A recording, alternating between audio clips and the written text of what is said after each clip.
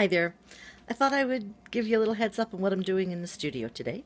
And it's reclaiming clay, which we all tend to want to do, have to do. There you go.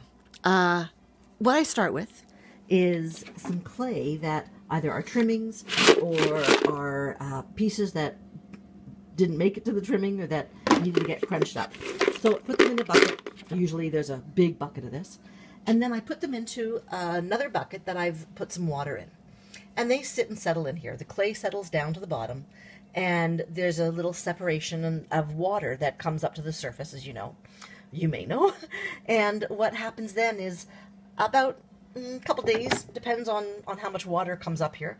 I don't really measure the water, but when it's time, I just take some sponges and I decant the water into a bucket that's just going to be water. So I just let the sponge sit on the surface, and it will pick up the water without getting much clay in there on a sponge. So then I just squeeze it out. Then what I will do is, once this has no more water in it, I will take the clay that's left in there and I will scoop it and pop it into another bucket.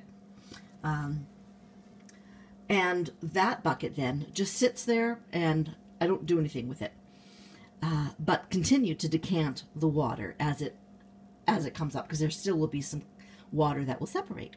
So after that's done, I then take a drill, and the drill has a lovely little drill bit on it that is a painter's drill or a paint mixer. And I go back to my bucket and I go, that's a very technical term. I rouge it around, and once it's done, I can then start to plop the clay right onto a plaster bat. I'll then smooth that out once I filled it corner to corner to corner to corner. And in a day or two, I live on the west coast of Canada where it's quite moist. I'm right by the sea, and it takes a while for things to dry. So in a couple of days, I will likely give it a bit of a scrape up and see how it's doing. I'll probably do this a little bit to it to open it up and get a little bit more moisture in it. Sorry, a little bit drier. And then I'll turn it over and start to wedge it when it's dry enough. Easy peasy. I don't do it nearly often enough.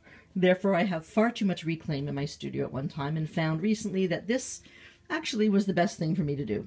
I have a number of students, and it just fills up, let alone my own stuff. Okay, all.